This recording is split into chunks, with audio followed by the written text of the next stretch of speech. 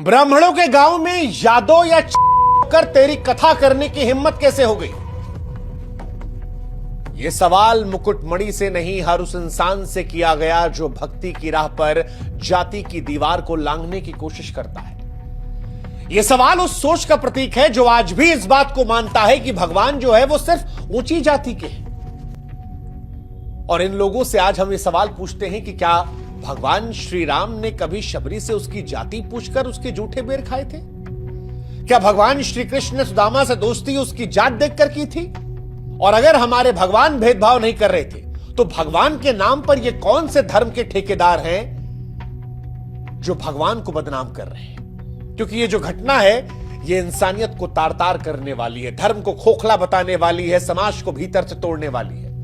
इटावा के दादरपुर गांव में कथावाचक मणि यादव और उनके सहयोगी संत कुमार के साथ जो कुछ हुआ वो केवल दो लोगों की बेइज्जती नहीं थी, यह हिंदू समाज की आत्मा पर चोट थी। यह हमला किसी जाति पर नहीं बल्कि भक्ति के अधिकार पर था। यह चोट शरीर पर नहीं उस विचार पर थी जो ये मानती है कि भगवान सबके हैं और भगवान के कथा करने का अधिकार भी सबको है। यह समाज के उस सच को उजागर करती है जिसे हम छिपा लेते हैं, जहां पर हम जय श्री राम का नारा तो हक से लगा लेते हैं लेकिन उन्हीं भगवान श्री राम के आदर्शों पर चलने से हम और आप कतराने लगते हैं। हाँ, कुछ लोग अभी भी आएंगे, कहेंगे कि सर झूठ बोला गया था, उसने जाति छिपा ली थी।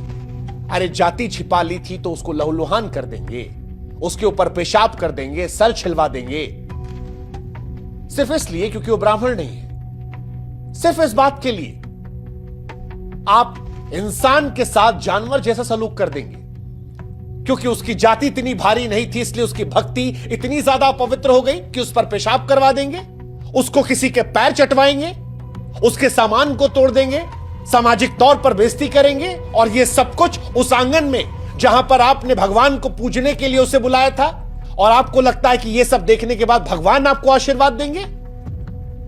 नहीं, भगवान भी आपको देखकर कहेंगे कि लानत है तुम जैसे भक्तों पर। लेकिन आज सिर्फ पीटने वालों से सवाल नहीं होगा, सवाल उस भीड़ से भी होगा जो खामोश है, सवाल उस भीड़ से जो इन घटनाओं को देखकर अनदेखा कर देती है। क्योंकि आपको भी यह समझना पड़ेगा कि हमारी चुप्पी, हमारी ये खामोशी उस भीड़ को बढ़ावा देती है। जब हम और आप जाति देखकर संवेदनशील बनते हैं तब यह हमारे धर्म को खोखला कर देती है। और अगर आपको आपके धर्म से प्यार है, अगर आप अपने भगवान के सच्चे सेवक हैं, तो आज आपको भी खुलकर इसकी मुखालफत करनी होगी। और अगर आप नहीं कर रहे हैं तो आप भी अपने भगवान का नाम खराब कर रहे हैं। इटावा के दादरपुर गांव में जो कुछ हुआ वो शर्मसार करने वाला था। सच कहें तो अभी भी यकीन नहीं हो रहा। श्रीमद् भगवत कथा का आयोजन हो रहा था, माहौल भक्तिमय था, लेकिन भक्ति के मंच पर जातिवाद का जहर फैल गया। कथावाचक मुकुटमणि यादव और उनके सहयोगी को बुलाया गया, फिर जात पूछी गई। बाद में पहले दिन ही जात पता लगी। कहने को भगवान के लिए कथा थी लेकिन वहीं पर जात पता लगते ही जात की लक्ष्मण रेखा खींचती गई। भक्ति को शक की निगाहों से देखा गया और भक्त या कहें कि कथा कहने वाले को ही अपराधी बना दिया गया। 50 लोग आए, हमला किया, मुकुटमणि की चोटी काट दी गई, उनके सिर को मुंडवा दिया गया, उन पर पेशाब छिड़क दिया गया क्योंकि जात छिपाई थी। उन पर लात, घूंसे, चप्पलों से बेरहमी से पिटाई हुई। एक महिला यजमान के पैरों में उनकी नाक को रगड़वाया गया। बच्चों और बड़ों के जूते पर सिर रगड़वाकर माफी मंगवाई गई। उनके सामान को तोड़ दिया गया, सरेआम जलील किया गया। इस पूरी घटना का वीडियो सोशल मीडिया पर वायरल है और इस वायरल वीडियो में साफ साफ दिखता है कि न केवल लोग यहां तमाशा देख रहे थे बल्कि बेशर्मी से तालियां भी बजा रहे थे। और इसीलिए हम कह रहे हैं कि गुनहगार सिर्फ वो नहीं है जो जाति के नाम पर यहां पिटाई कर रहे थे, उतने ही गुनहगार वो भी हैं जो तालियां बजा रहे थे या जो जाति देखकर संवेदनशील होते हैं। वो ये देखकर संवेदनशील होते हैं कि हमारे जाति के आदमी के साथ गलत हुआ नहीं हुआ। और यही एक तरफा संवेदनशीलता आज हमारे धर्म के पतन की बड़ी वजह बन रही है। यही एक तरफा संवेदनशीलता आज हमारे धर्म में बिखराव की वजह बन रही है। और अगर इसे हमने नहीं संभाला तो यकीन मानिए अपने धर्म के सबसे बड़े दुश्मन भी हम और आप ही हो जाएंगे। यह मैं इसलिए कह रहा हूं क्योंकि इस घटना के वीडियोस को देखने के बाद भी कुछ लोग ऐसे हैं जो इससे शर्मिंदा नहीं है। और अभी भी वो बेशर्मी से आकर कह रहे हैं कि देखिए ना, उसने अपनी जाति छिपाई थी, ब्राह्मणों के मोहल्ले में जात छिपा कर गया था, ब्राह्मण बनने का नाटक किया था, दो आधार कार्ड मिले थे, एक में मुकुटमणि अग्निहोत्री उसका नाम है, दूसरे में मुकुट सिंह लिखा हुआ है, उसने धोखा दिया था। क्या नाम के चलते आप इंसान के साथ जानवरों जैसा व्यवहार करेंगे? और अगर किसी ने झूठ बोला तो उसका जवाब हिंसा है? क्या जाति छुपा लेना इतना बड़ा गुनाह है कि इंसान की गरिमा को मिट्टी में मिला दिया जाए? हालांकि मुकुटमणि ये कहते हैं कि जाति छिपाई नहीं थी, लेकिन फिर भी हम मान लेते हैं कि अगर मान लीजिए छिपाई गई तो भी क्या बर्बरता की पराकाष्ठा को पार कर देंगे? किसी के ऊपर पेशाब करवा देंगे, किसी के सर मुंडवा देंगे, किसी से कहेंगे किसी का पैर चाट लो। यह साफ बताता है कि असली वजह धोखा नहीं थी, यह जातिगत घृणा थी। और यह भी बात याद रखिएगा, अगर किसी कथावाचक को यह महसूस होता है कि उसे अपनी जाति छिपाकर ही मंच मिलेगा, तो सच कहें उसका झूठ असली दोषी नहीं है। असली दोषी वो समाज है जो आज भी धर्म के मंच पर जाति की पहचान मांगता है। अगर समाज में उस व्यक्ति को यह एहसास ना हो कि जात देखकर ही आप बुलाएंगे, तो शायद छिपाने की जरूरत नहीं पड़ती। और अगर आपको लगता है कि छिपाना अपराध था, तो इस देश में कानून है, पुलिस है, आप जाकर शिकायत कर देते। आप कहते कि हमारी धार्मिक भावना को ठेस पहुंचा गया, हम वहां भी मान लेते, चलिए आपके साथ। लेकिन क्या जाति इतनी बड़ी दीवार बन जाएगी कि भक्ति उसके नीचे दब जाए? और ऐसी भक्ति करने से कौन से भगवान प्रसन्न होंगे, जरा हमको यह भी समझा दीजिएगा। और या जिस दिन आप इस लोक से उस लोक जाइएगा, उस दिन भगवान से पूछ लीजिएगा कि भगवान, ये करने से क्या आप हमसे खुश हुए हैं? ये जो बयान दिया गया कि ब्राह्मण के गांव में यादव या फलाना जात का होकर तेरी हिम्मत कैसी हुई, घृणित है ये शब्द, घृणित है। जातिवाद धर्म को तोड़ रहा है, क्योंकि ये भक्ति को नहीं, जन को तवज्जो देता है। एक कथावाचक की कथा उसकी जाति से आकी जा रही है। जब भगवान के भक्त को अछूत या नीच कहकर अपमानित किया जाता है, तो सच कहें धर्म का असली स्वरूप वहीं मर जाता है। ये वो मानसिकता है जो हिंदू समाज को एकजुट होने से रोकती है। एक तरफ बड़ी बड़ी बातें होती हैं कि इस देश को हिंदू राष्ट्र बनाया जाएगा, और दूसरी तरफ धर्म नहीं, जात पूछी जाती है।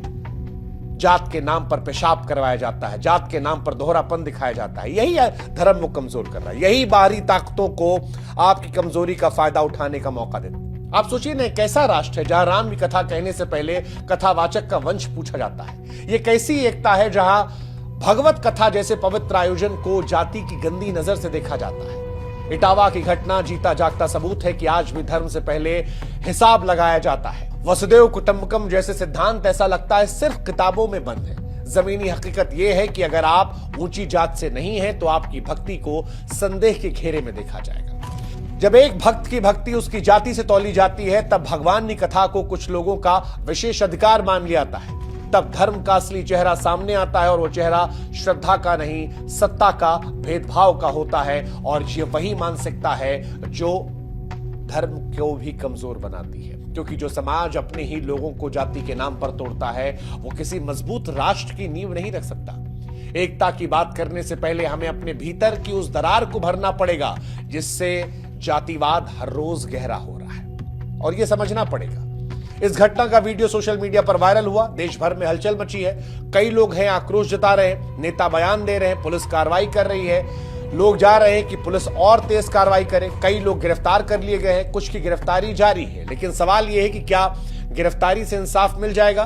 क्या यही न्याय है कि समाज चुप बैठा रहे, देखता रहे और मामला केवल पुलिस कार्रवाई तक सिमट जाए?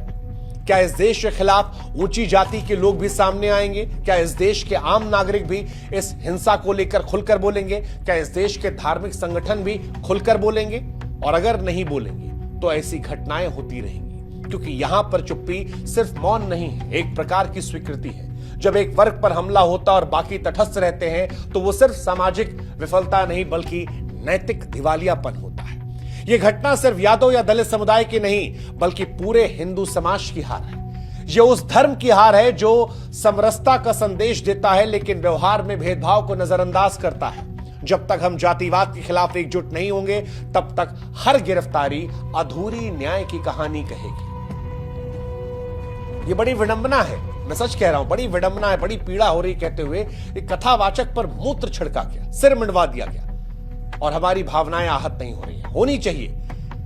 जातिवाद के इस गहरे सच ने हमें बताया कि हमारा समाज अभी भी कितना खोखला है। धर्म जो एकता और प्रेम का संदेश देता है, उसे कैसे हमने घृणा का अधिकार बना लिया है। हमें इंसान की फिक्र नहीं है, हमें जात की फिक्र है। हमें समानता और सम्मान की फिक्र नहीं है, हमें जात की फिक्र है। इटावा की घटना पूरे समाज के लिए आईना है और ये हमें सच में सोचने पर मजबूर करती है कि यहां से क्या हम एक बार आत्ममंथन करें, ये सोचें कि क्या वाकई में हम राम और कृष्ण के भक्त हैं या अपनी जाति और अहंकार की पूजा कर रहे हैं। क्या हम इतने गिर गए हैं कि एक व्यक्ति की जाति उसी कथा भक्ति से बड़ी हो गई है। सच कहे तो शोक और निंदा से नहीं होगा कुछ, अब कदम उठाना पड़ेगा। कानूनी कार्रवाई पर ध्यान देना होगा कि दोषियों की सिर्फ गिरफ्तारी ना हो बल्कि सजा भी मिले, ताकि संदेश जाए कि जातीय हिंसा बर्दाश्त नहीं। समाज में जागरूकता फैलानी होगी। स्कूल, कॉलेज, पंचायतों में जातीय समानता, मानवाधिकार और धार्मिक सहिष्णुता पर खुले संवाद होने चाहिए।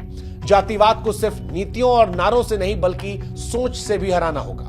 धार्मिक सुधार की भी जरूरत है। हमारे धर्म गुरुओं, कथावाचकों और मंदिरों को जाति से ऊपर उठकर संदेश देना होगा कि धर्म सबका है। भगवत कथा जैसे आयोजन किसी एक जाति का अधिकार नहीं है, यह हर भक्त का अधिकार है। राजनीति से ऊपर उठना होगा।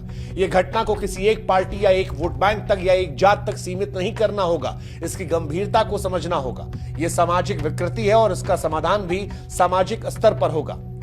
यह लड़ाई सिर्फ यादव दलित किसी जात की नहीं है। जब तक हर जाति, हर समुदाय के लोग इसके खिलाफ खड़े नहीं होंगे, तब तक मजबूत हिंदू समाज का सपना भी पूरा नहीं होगा।